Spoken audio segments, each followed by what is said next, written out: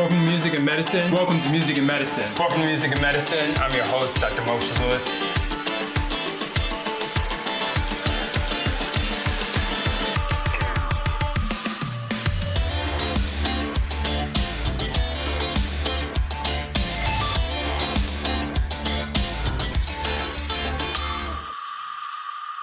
Good evening and welcome to another episode of Music and Medicine. I'm Dr. Moshe Lewis, your host. I'm really excited and delighted to be joined by another doctor, Dr. Arthur Phoenix. He has a master's and a doctorate in metaphysical sciences. So we're going to talk about that. And more importantly, he is a philosopher, which we don't get to hear that often enough. He's an author, motivational speaker, and a life coach. Now, we share lots of things in common, and I can't... Yes. But he's actually from Brooklyn, but as you might guess, with a name like Phoenix, he actually lives in Phoenix, Arizona. So we are so delighted to have him. In terms of his musical pedigree, it couldn't get stronger. He served as the publicist for the estate of, nonetheless, Michael Jackson. He has worked with lots of celebrities, including Smokey Robinson, Les Brown, and he's going to tell us about some of the others as well, including Mike Tyson. So we'll save some of those secrets as we go along for later, for those of you that hang in there with us. So, young man, welcome. We're so delighted to have you.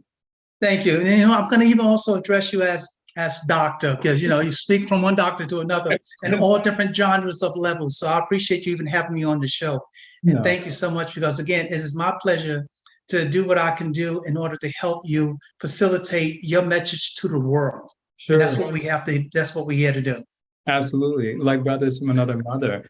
Now, yes. There's so many accolades that I didn't get to. Awards from President Obama, a congratulatory award, a Lifetime Achievement Award from President Trump, your book, which we're going to get into, Touched by the Jacksons. So as we are just trying to whet the palates of the audiences, it's a long stretch from sitting on the floor and looking at a TV model. We used to have them sitting on the floor of the Ed Sullivan Show, to actually, and seeing the Jacksons on TV, which was probably the first time, any of us had ever seen anything like that, some young brothers from Gary, Indiana, to actually working for the family.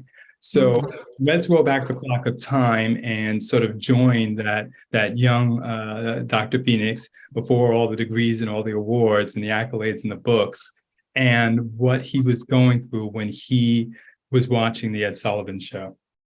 So now let me ask you this question, because, it sounded though you already read the first book. It's the title of the first book I've written was Touched by the Jacksons. That was my very first book that I've written and that was published. And it was a book based on my life story intertwined with the Jackson family, on how they've been a strong influence in my life. Because if you reflect back on yesteryear, a lot of our Black communities did not have a lot of heroes, if you will. Yeah. And the Jackson family was my hero. So the very first day I got the opportunity to see the Jackson 5 on the Ed Sullivan Show, I said, I was 5 years old, and I said, I want to be just like that. I want to do just like those guys do. And sure enough, my dream came true. I started dancing and singing. That would inspire me to expand my horizons on my talent, my God-given talent.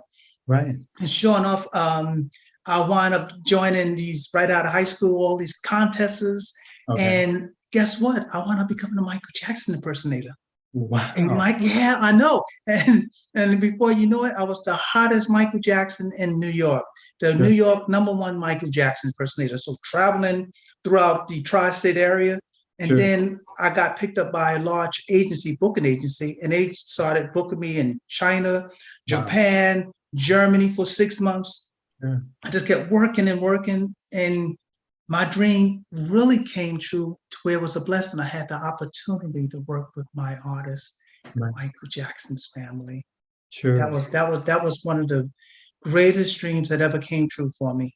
Sure. Well, the resemblance certainly didn't escape me, but I'm glad that you helped fill us in, not to mention the color that you chose, which we know is, one of his favorite. So it's still, we've gotten some of the steps now, and we've walked through first doing the impersonations and having the dancing and things like that, and then the worldwide tour and the booking. And it's still a tremendous leap from there to actually meeting him. How did that transpire? It happened, a gentleman by the name of Eddie Rivera. He worked for this company called IDRC back in New York. And the year was 1984. And he told me, Phoenix, why don't you come over to my apartment because I have to run some errands. He worked for KISS FM radio station. It was a public, yes, a company that was working directly on KISS FM. So I went over there and he said, okay, I got to make one more stop. So I'm saying like, why can't we go get something to eat? He's taking so long. So we went into Madison Square Garden and I said to myself, hey, the Jacksons are in town. So what are we doing here? So we went into the building, we went downstairs and you could hear the instruments playing and sure enough, behold, it was like, whoa. Wow. Guess what? There was Tito, Randy, Marlon, and Michael that was at the rehearsal. Wow. And when we walked in, I was like, no way, no way. And sure enough, wow. And that's when I got the chance to really meet the Jacksons one-on-one and speak with them. Right. And the friendship continued thereafter. Oh, wow. And in the mid-90s, when I written my first book about the Jackson family, sure, I had the opportunity to finally work with them. Right. Yeah. Just, simply amazing. Yeah. What do you feel are some of the ways that Michael and or the family are kind of misstood because they are and continue to be so much larger than life? I would say, when you get up on top and you do happen to become very successful, people are going to take shots at you no matter what, no matter who you are, what nationality you are, because let's face it, we have what they call haters out there and people are going to hate. I will say that, over the years of knowing the Jackson family, I have seen the bad sides, good sides, and, we became so close to where we even had our, as they say, quarreling. And I consider that them family because we were able to express our feelings to one another through, as you say, creative anger. But you know what? That never stopped or betrayed my love for them, ever. Sure. Right. And, the love that I have for that family is unconditional, very unconditional. So they had a lot of bad publicity. It's because, the public just didn't understand Michael. Sure. They just never understood him.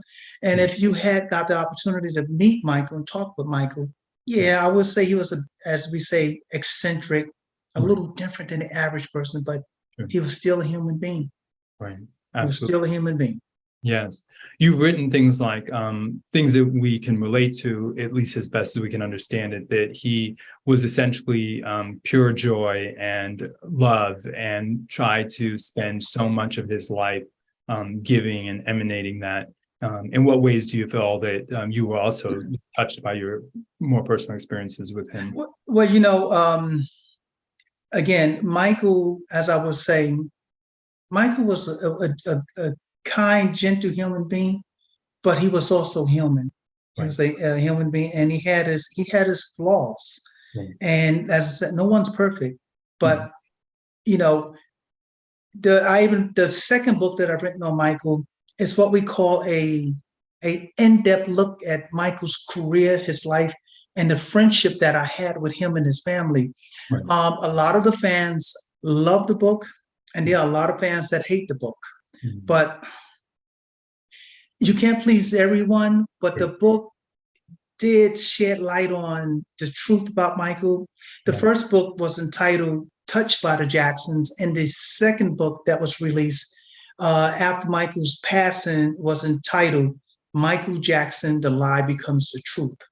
And it's just revealing the truth about the family, the good, the bad, the ugly, but most of all, again, that chain, that family bond when it comes to their careers, the love they have for each other, that will never be broken from anyone. So I commend them for being what we call a family united, because they stand together as one. Sure, absolutely. As you've said, as a publicist, one of the biggest challenges and work that a publicist has to do is damage control. What do you feel were some of the strategies you used in that regard to try to fend off some of the attacks and some of the negative statements that were going out? Well, even, damage control, thank you for bringing that up, because my job was not only just as a publicist to different celebrities that I worked with over the years, but if there was any type of negative publicity that went out and the public got misinformation and the media misconstrued a statement, a comment from the actual entertainer or artist, if you will, my job was to go there and clean it up. My job was to make sure that whatever else that was being mudslinging, any dirt that was slinging out there, did not continue going south. I had to steer, my job was to steer that negative publicity and put it into and turn it into a positive. Sure. And it was like hell at times because, you know, you got ridiculed even as a publicist, or either you were lashed out at and say you were lying, or you're just trying to protect the image of the artist. Yes, that's true. Sure. But we still, as a publicist, your job is there to handle any type of damage control.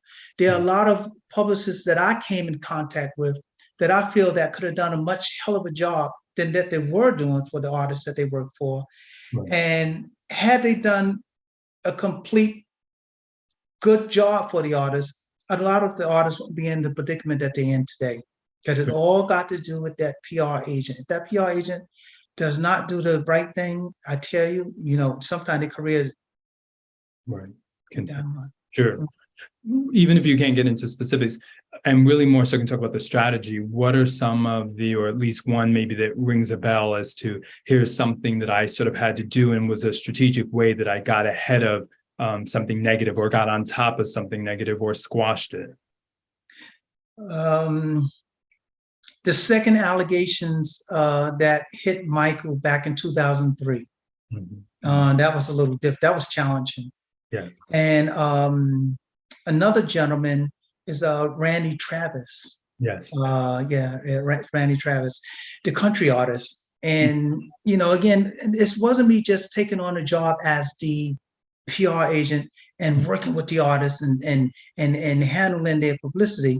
But Randy Travis went through what I call his trials and tribulations, and he was fighting his demons. Right. Because he was going through what we call substance abuse. Sure.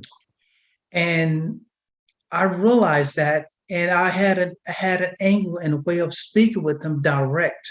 Sure. To get into his, what we call his psychosis, to understand why he was doing this, and his dark sides. Sure. But you know, once I got into the actual psychosis of Randy Travis, you find out that, you know, it's sometimes just the pressure of the entertainment industry. It's pressure of the management. It's pressure from the record company.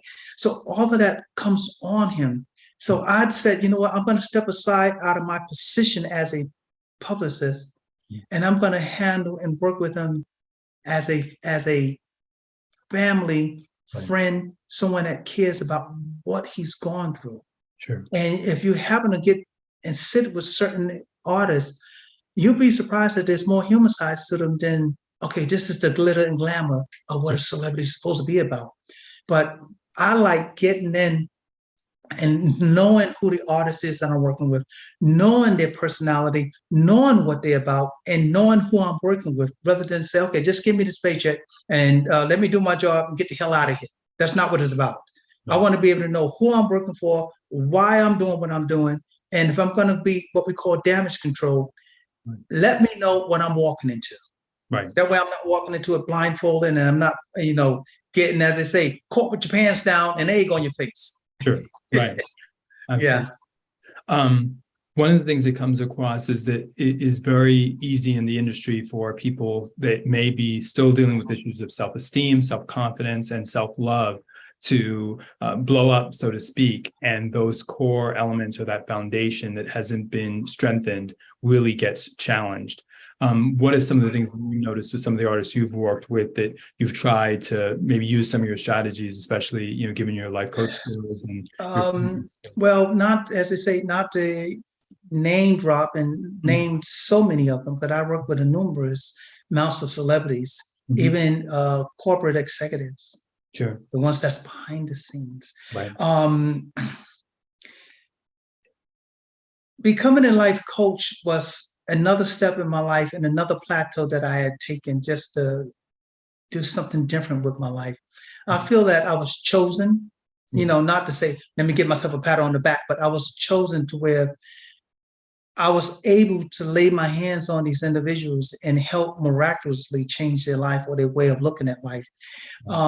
Through spirituality, through prayer, and through what we call a mind-altering way of self-esteem by letting go of the past or knowing how to deal with society. Because sometimes a lot of people don't realize, not just celebrities, but so many people out there in the world go through what we call the trials, tribulations, and so much chaos going in this world. We need someone to talk to. We need an escapism. Yes. Because the world is so inundated with technology, hatred. There's so much going on in the political world. There's so much going on even in our own communities, not just here, but all around the world. Right. What this world truly needs, deep down, I'm going to say this from the heart, what the world really truly needs is a healing. Yeah. The world needs a healing. And too many people, they're getting lost. They find themselves lost because they cannot find their way back. So becoming a life coach, I just wanted to have a way to have people to channel their energy, their love, and their what we call the frequencies that we are on, this frequency vibrational plane that we're on, to get back into balance. And that's why I'm trying to bring a lot of my clients, a lot of my new patients back into balance with their life.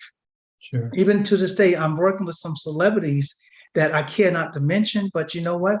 Sometimes we do things through Zoom. Sometimes if I'm happen to be in California, then you know what? They need what we call the pep talk. Right, yes. And you have to get in that ear. You Sure. have to get in that ear. Absolutely. Now, you yourself, as all of us, have faced some disappointments, some moments where it just seemed like, wow, things are going to take off on this, or this contract may come through. And how have you used some of your own skills to really develop insight as to working with other clients, because you realize that a dream or a phenomenal gig or assignment could literally be at the tip of your fingers and then still fall out of your clutches? Well, Dr. Lewis, I will be honest with you. Yes, I have had my share of problems. I had my share of darkness, but I want to clear it up for the record that in my dilemmas in my life, before I got to the level that I'm at on the spiritual and conscious level today, I have never, ever in my life reverted to drugs. I never smoked cigarettes a day in my life. And I never drank ever a day in my life, no type of alcohol. I believe in taking care of the temple. None of that poison have never entered me, and it will never will. I don't care what no one say. Well, I know people have what we call the medical marijuana, the marijuana cards. Right. Yeah, I support that. If it's going to be a way of healing you and helping you on a physical level or your health, I support it. Sure. But me personally, I never, ever done any of that. But I've had my share of ups and downs, and I have walked on a withered, rough road in my life. Right. But each and every time that I have came to that point in my life, I was able to pick myself up through the help and strength of God. Yes. God have been with me from the very beginning. He have never, ever left my side. So throughout my trials and tribulations, I might have had fell down, but I was able to get back up because it was not meant for me to stay down. So I tell that to a lot of my patients and clients when they come to some of the seminars, and they're dealing with the drugs, they're dealing with the alcohol, they're dealing with some abuse, they're dealing with a psychological imbalance or depression. Right. You can pull yourself out of that based on your self-esteem and based on what we call self-motivating. Yeah. And some of the classes that I give is what we call, I also do what we call a spiritual healing through music. That's through music and sound, meditating. Right. And I've discovered that it helps a lot of people. Music has been here since the time began, since this earth and this time has begun. Music has been a part of our lives for many, many, many centuries. And I appreciate you even having this program, speaking of health and music, because those two go hand in hand. Guess what? I had the Jackson 5. So that was my I guess you consider it my healing or my go-to or my escapism, but it was still through music. And music is a beautiful thing. And the music has been used not just to help people, but music has even been used as a form of medicine. Yes. Yeah. Absolutely. Now, you have a degree in metaphysics. That is a mouthful right there. Talk to us about what that is, what that means, and then how it translates into your ability to help many of your clients.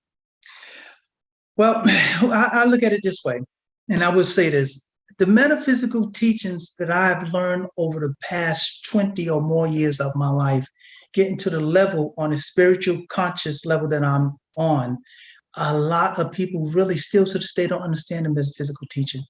Right. And then some people shy away from it. And I will speak that we don't all have to inform everyone or each other to say, okay, if it's not God or this particular religion or this way of living, it's wrong. I don't have the right to point fingers at no one that's serving God, God, Jesus, Jehovah, or Muhammad or Buddhism. I have no right to judge you upon that. If it can free you and free your mind and bring you to a more higher conscious level, that's what I will support. And that's what metaphysical does. Metaphysical teachings does. It brings you to a balance in life on a psychological, spiritual, and physical level. And I've been freed of so much of this chaotic world that we live in. Sure. My method, and I tell everyone, I'm at peace with self. Right. I'm at peace with self. And if I can bring some of that to you in your life, then some people say, okay, well, I'll give you a call. I give your company a call. And sure enough, I don't hear from them maybe for 2 weeks, 3 weeks, a month, 4 months, 5 months. And then one day that phone rings. And it's that same individual I spoke to, because guess what? Now they want to find another outlet. They want to find another way. Sure. So I help guide them and show them the way to peace, to get their mind right, and to even get their spiritual and their physical back to balance. Sure. One of the elements that it seems that you incorporate looking back over your career when you're working as a publicist was also your ability to be honest. You mentioned it with Mr. Travis. It also came across with Mr. Jackson because a few weeks even before his untimely death, you had already publicly stated that you were aware of the fact that he really was not ready and up to doing this and taking on such a huge burden, as the facts go, and most people remember that. Those 10 shows sold out almost immediately, and then another 40 shows, a gargantuan task for any artist even today to take on, were added. And that created an immense pressure, not to mention the kind of, it's come out, financial pressures that were created as well. Talk to us about how that sense of honesty, continues to resonate with you, and how important it is, not only when you're working with artists, but now clients. Just going down that road from what you just said, based on a press release, and several media outlets had interviewed me prior to Michael Jackson's starting the This Is It dates and performing. I knew, because one of the last times that I had met with Michael was in Las Vegas at the Planet, was at the Paris, I think it was the Paris Hotel. Mm-hmm. And we caught up with each other because I had some CDs, or a couple of CDs that I needed him to sign for me, because I like to have portraits of a lot of artists signing these special memorabilia for me. Right. And I knew from the moment speaking with him, I can feel this. I felt his energy, as they saw it, the inner core of Michael was weak. Right. It was weak. He was still the happy, loving, giving individual, but it was weak, and I felt it. Even just hugging him and feeling that energy, I knew, this was not right. So when he announced This Is It, and he had that press conference in London, right, I looked at him and I said to myself, that ain't gonna happen. Right. And something came over me, a chill. I even feel it now. It was not going to be, and it wasn't going to end good. Right. It was not going to end right. Michael been through so much that I'm zoning in and feeling any type of vibrational frequencies right now. his light was weak. His heart light was weak. It was weak. Yeah. And he just wanted to do it again for the fans, because a lot of the fans, and I'm going to speak openly about this, a lot of fans of Michael and several other artists don't realize that they can drain your energy. They can take the energy from you. Mm-hmm. And Michael kept giving and giving till he couldn't give no more. Right. So somehow or another, the industry convinced him that this is it. You're going to do this. You're going to make this happen. Michael, you're the champ. I know how these people talk. I seen them do it with Mike Tyson. Sure. They tell you what you want to hear. They give you what you want. They want to blow smoke up in a whole big screen, and you're going to fall for this. And just being weak, Michael said, yeah, he wanted to give it back to the fans. Right. But I know that was not going to end well. And I had that feeling. And that was the very, very last time that I ever laid eyes on Michael physically. And I seen the press release, the big old press conference. Then the news came. Sure. The news came. That it was surreal to where I didn't shed a tear over Michael's passing. Maybe until 5-6 months later, it just hit me. Right. It never felt like he was gone. Mm-hmm. But one day, I was in the house alone, and it hit me. I was like, wow, this is real. This is not fake. This is real. But yeah. I wish that maybe I could have done more. Yeah. I wish that people could have done more. And what angers me is that the people that work for Michael blocked people from coming into his life, including his family, right. His true friends. They were blocking him. Right. And so no one couldn't get in. So even though Michael had what we call control of yes and no, but Michael was still in another place. Yeah, he was still in another place. So of course he couldn't open those gates because people blocked him. But had those gates were open and his family was there like they should have been, Michael would be with us today. But it's because of the people that work for him that surrounded Michael. They blocked, constantly blocked. And is that a challenge you still sense exists a lot in the entertainment world today, and something that you're coaching, you really try to help celebrities realize that they may be listening to voices that are very close to them, but they may not be in their best interests? I agree. And yes, you said a mouthful there. Yes, I agree. I have spoken to some celebrities based on that. What I don't like is the ones that yes you to death. Mm-hmm, mm-hmm. And sometimes you come in, you meet them. It's not that you're bringing the word of God to them. You want to speak about and you want to save the souls. It's not about saving the soul that way. It's about just helping them because you see this dark cloud around them.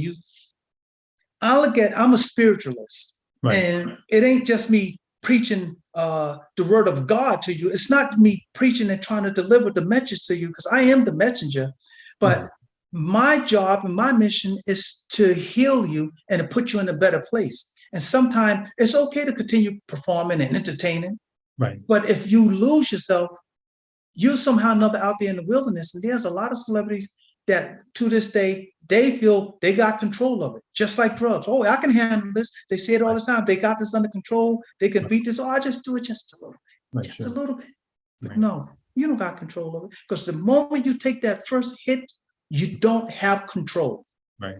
And to this day, there are several celebrities that I know that just not, they're just not doing good. They put up that facade, but they're not doing right. They're not doing what they were put here to do, is to give and send a message through their music. Sure. Absolutely. Yeah, no, I see it all too often. I so appreciate the work that you're doing. And the need for more people like you is so great because, like I said, the industry is rife with these temptations, weaknesses, productive forces. On that note, where can we find you and more about your life coach? Well, if you can go online, you can find me through social media. There's several videos on YouTube about me, and you can find a whole heap of information on me. If you Google my name, a lot of people say, hey, I found your name through Phoenix or Arthur Phoenix, Michael Jackson, and Arthur Phoenix, Smokey Robinson, and you'll find all the photos and awards and so on and so forth. But you can go to phoenixlifecoachservices.com. And I tell everyone it's a free consultation. It doesn't matter. I don't put a time limit on the consultation, but give me a call and let's talk. Sure. And I would do my best to be able to bring some sort of peace and healing through the phone. But when we get the chance to converse face to face, that's when the energy and the vibrations will rise. So my job is to help whoever. And there's been clients, I would tell you right now, during the pandemic, some of my clients lost their jobs. Some of my clients lost their homes, and they could not afford any of the treatments or any of the counseling classes anymore. Right. So as a courtesy and kindness, I didn't say, well, nope, you can't afford that. It's all about the money, and if you can't pay the bill, so be it. So I have to cut you loose. I did not do that. Nice. I decided, you know what? The ones that really, truly needed it, that could not afford those payments anymore, I gave them the treatments and the actual classes 100% free. Right. Wow. 100% free, because I knew. So it ain't about all the money and helping someone, because while I can't call myself a healer, right, if I'm going to focus on what we call the root of all evil, and that's money. Sure. I try to do a lot. As you see some of the plaques that's behind me, it's awards and medals that I got from the White House, political dignitaries, governors, mayors, from all around the different parts of our country, even including Europe. I was ignited a Lord over in London from all of the work that I've done internationally. Right. So that's a blessing, but it ain't about the money. Sure. It ain't about the money. It's doing what you were put here and your purpose for being here. Because once I leave this realm, or a person, individual leave this realm, what can one say that they left behind? Right. So my job is I want to leave a legacy, and so that people will remember. And while I'm here in this realm speaking, I want to be the voice for many that cannot speak, in the echoes of the great men that will carry their legacy throughout an eternity, throughout this life. And that's what I'm here to do. Sure. I love it. It's been a pleasure. Words to live by. You're so inspirational. Your life has been so amazing. And the fact that you're giving so much back, I hope we continue the dialogue and continue to remain in touch. And more importantly, I can't wait to get together yes, studio in LA, and we can actually, take it to part 2. So thank you. Thank sure. you. God, I'm telling you, I can only, put my hands here sure. and lay my hands on you through the screen. I'm so thankful. I'm so thankful that you had me here on the show today. Sure. I'm thankful, and just reiterating the verse of peace, joy, and love. I thank you for that. Again, let's not forget what music has done for us. And this is our whole purpose of getting the healing through music, because music is not just a healing, music is also medicine for the soul. And I thank you for inviting me, because guess what? You have gave me energy and healed me just through your words of encouragement, just speaking in this conversation. Sure. Well, just like our dialogue, it was sincere, pure, and we could have gone on and on. Like I said, 2 brothers from a different mother, and I so enjoyed it. It was very sincere, and I just appreciate you pouring out all the love, giving your time, being selflessness. I know you had other engagements and switched things around for us. So a big shout out to Angela Phillips for putting us in touch. I always like to give credit where it's due. And like I said, I look forward to continuing the dialogue and the friendship. Thanks so much for all that you continue to do and give. And we are blessed to know you and be in your presence and receive from all the experiences as well as the knowledge you've obtained. Thank you, Doctor.